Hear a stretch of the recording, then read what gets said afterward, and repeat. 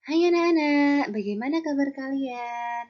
Semoga kalian selalu diberikan kesehatan ya. Bertemu lagi dengan Miss Anggi. Pada kesempatan hari ini kita akan belajar tentang mata pelajaran PKN kelas 3 SD, yaitu tentang arti gambar pada lambang negara Garuda Pancasila.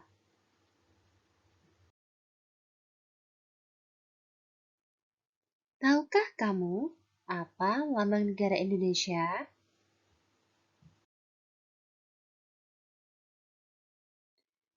Benar sekali. Lambang negara Indonesia adalah Garuda Pancasila. Kamu tentu pernah melihat lambang itu, bukan?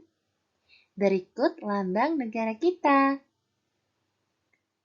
Pada lambang Garuda Pancasila terdapat beberapa gambar. Ada gambar burung Garuda dengan perisai di dadanya dan kakinya mencengkram sebuah pita. Gambar-gambar itu merupakan simbol yang memiliki arti. Tahukah kamu arti yang terkandung dalam simbol-simbol pada lambang negara Garuda Pancasila?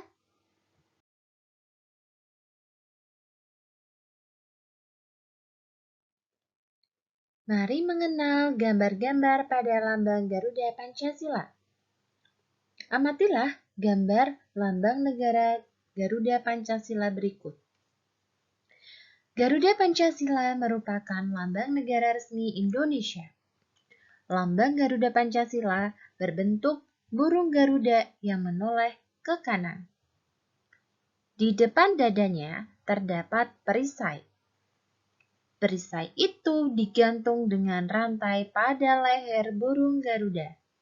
Sementara itu, kaki burung Garuda mencengkram pita yang bertuliskan Bhinneka Tunggal Ika.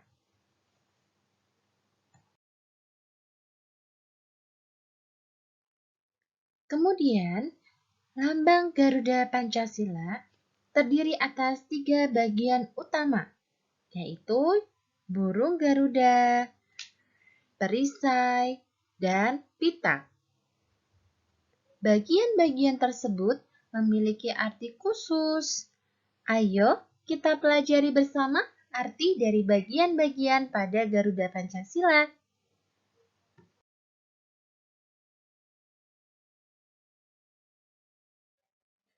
Yang pertama, burung Garuda.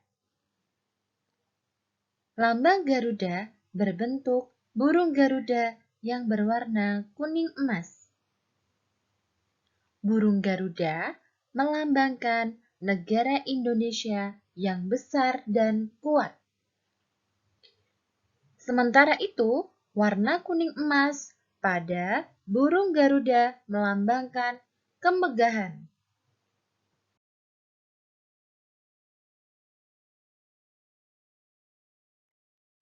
Selanjutnya, jumlah bulu pada bagian-bagian tubuh burung Garuda. Ada 4 bagian. Yang pertama, bagian sayap. Yang kedua, bagian ekor. Yang ketiga, bagian pangkal ekor. Dan bagian keempat, bagian leher. Jumlah bulu pada bagian sayap ada 17. Jumlah bulu pada bagian ekor ada 8. Jumlah bulu pada bagian pangkal ekor ada 19. Dan jumlah bulu pada bagian leher ada 45.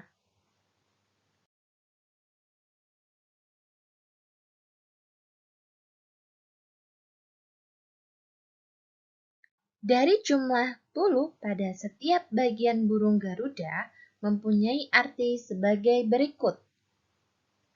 Jumlah bulu pada bagian sayap adalah 17, melambangkan tanggal 17. Jumlah bulu pada bagian ekor ada 8, melambangkan bulan ke-8 yaitu Agustus. Jumlah bulu pada pangkal ekor adalah 19 dan pada bagian leher ada 45. Jika digabungkan maka melambangkan tahun 1945.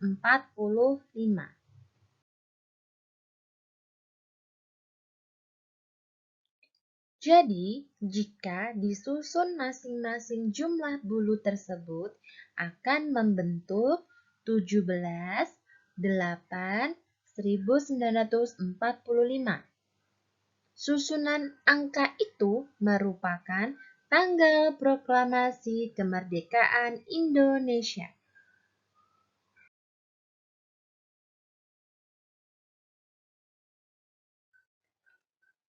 Yang kedua, perisai.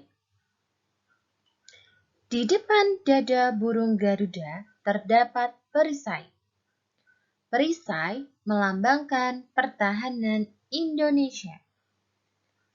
Warna merah dan putih pada perisai melambangkan bendera Indonesia. Warna merah dan putih juga memiliki arti. Merah berarti berani, sedangkan putih berarti suci. Di tengah perisai melintang garis berwarna hitam. Garis ini melambangkan bahwa wilayah Indonesia dilalui garis Khatulistiwa.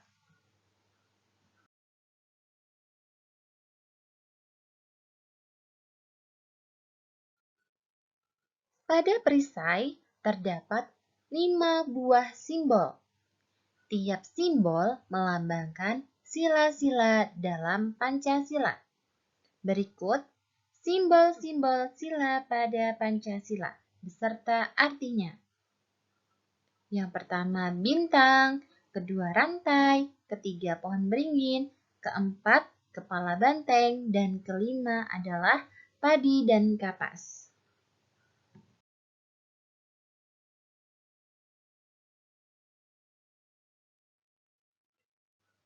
Simbol sila pertama.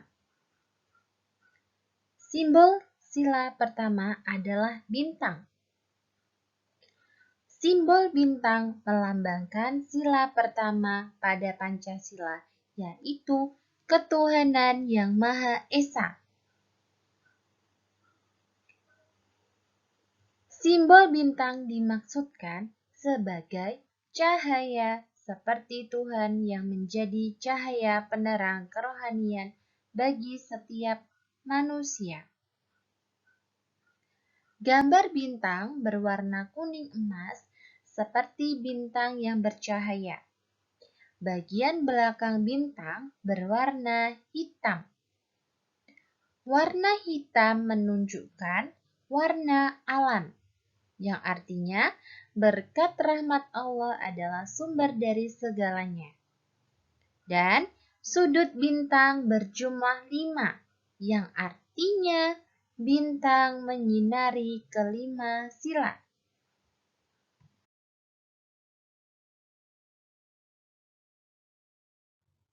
Selanjutnya, simbol sila kedua.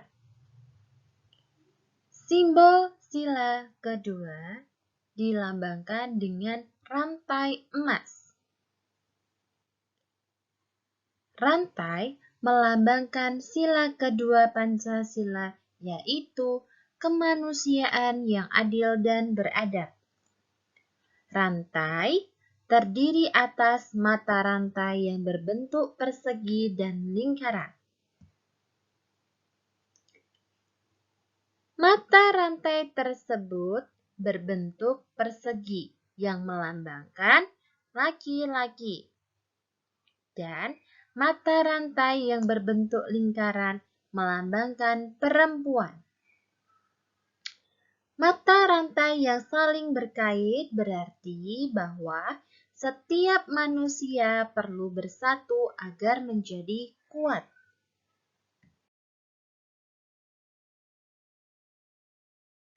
Selanjutnya, simbol sila ketiga. Simbol sila ketiga dilambangkan dengan gambar pohon beringin. Simbol ini melambangkan sila ketiga Pancasila, yaitu Persatuan Indonesia. Pohon beringin merupakan pohon yang sangat besar, sehingga banyak orang dapat berteduh di bawahnya. Oleh karena itu, pohon beringin digunakan sebagai simbol sila ketiga Pancasila. Simbol ini memiliki makna bahwa semua rakyat Indonesia bisa berteduh di bawah naungan negara Indonesia. Selain itu, pohon beringin memiliki sulur dan akar yang menjalar ke segala arah, tetapi tetap berasal dari satu pohon yang sama. Hal ini seperti suku bangsa Indonesia yang bermacam-macam, tetapi tetap menyatu di bawah nama Indonesia.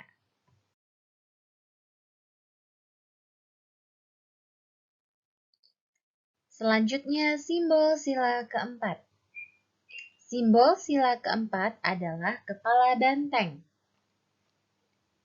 Simbol ini melambangkan sila keempat pada Pancasila, yaitu kerakyatan yang dipimpin oleh hikmat kebijaksanaan dalam permusyawaratan perwakilan. Hewan banteng digunakan sebagai simbol karena banteng merupakan hewan sosial yang suka berkumpul. Simbol ini memiliki arti untuk bermusyawarah.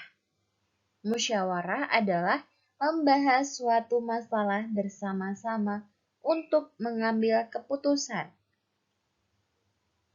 Dan simbol ini memiliki makna bahwa semua rakyat mampu berkumpul dan bermusyawarah untuk membahas suatu masalah secara bersama-sama dalam mengambil keputusan.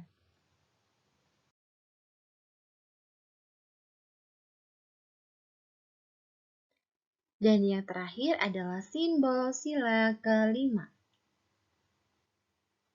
Simbol sila kelima adalah padi dan kapas. Simbol ini melambangkan sila kelima Pancasila, yaitu keadilan sosial bagi seluruh rakyat Indonesia. Padi dan kapas melambangkan kebutuhan dasar rakyat Indonesia. Padi melambangkan makanan, sedangkan kapas melambangkan pakaian. Simbol ini memiliki makna bahwa negara Indonesia memperhatikan kemakmuran rakyatnya.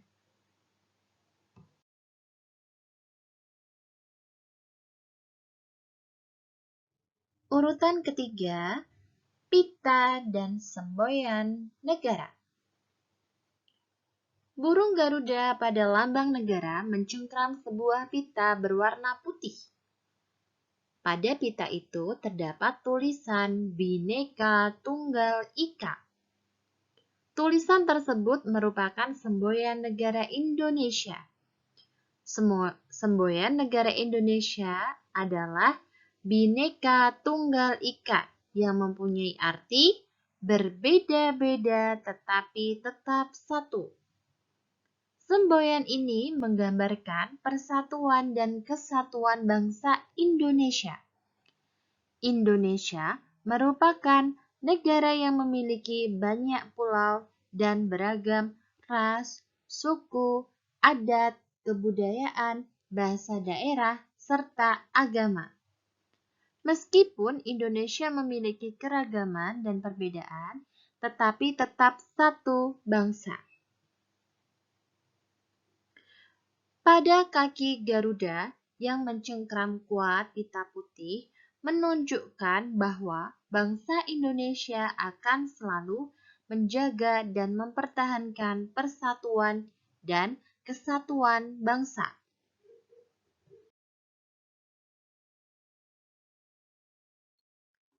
Urutan keempat. Aturan penggunaan lambang negara Garuda Pancasila. Garuda Pancasila merupakan lambang negara kita. Maka dari itu, kita harus menghormati lambang negara. Oleh karena itu, kita harus memperhatikan dalam penggunaan lambang negara secara benar. Penggunaan lambang negara Garuda Pancasila diatur dalam Undang-Undang Dasar 1945. Oleh karena itu, lambang Garuda Pancasila tidak boleh digunakan sembarangan. Penggunaannya harus mengikuti aturan sebagai berikut.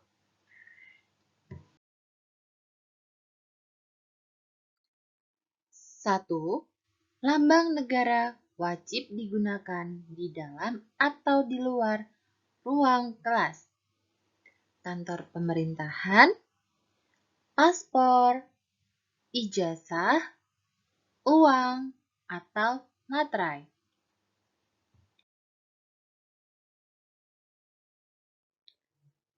2. Lambang negara dapat digunakan sebagai atribut pejabat pemerintah, lecana gelar pahlawan, atau pada buku kumpulan undang-undang.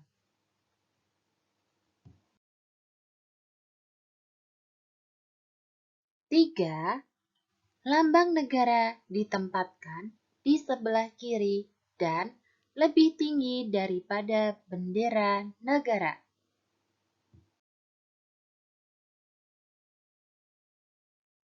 4. Lambang negara ditempatkan di antara gambar presiden dan wakil presiden dengan posisi yang lebih tinggi.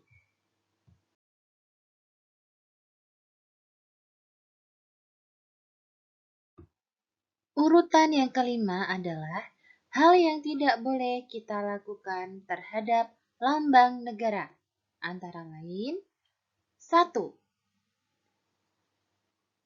Dilarang mencoret-coret atau merusak lambang negara. 2. Dilarang menggunakan lambang negara yang rusak atau tidak sesuai. 3. Dilarang membuat lambang untuk perseorangan yang bentuknya sama atau mirip dengan lambang negara. Dan terakhir, dilarang menggunakan lambang negara untuk keperluan selain yang sudah diatur oleh undang-undang. Nah, jadi sekarang kalian sudah paham ya tentang bagian-bagian lambang negara kita. Lalu mungkin itu saja yang dapat Miss Anggi sampaikan. Ada kurang dan lebihnya, Miss Anggi mohon maaf. Sekian pembelajaran hari ini anak-anak. Semoga materi kali ini dapat bermanfaat untuk kalian semua. Sampai jumpa di pertemuan selanjutnya.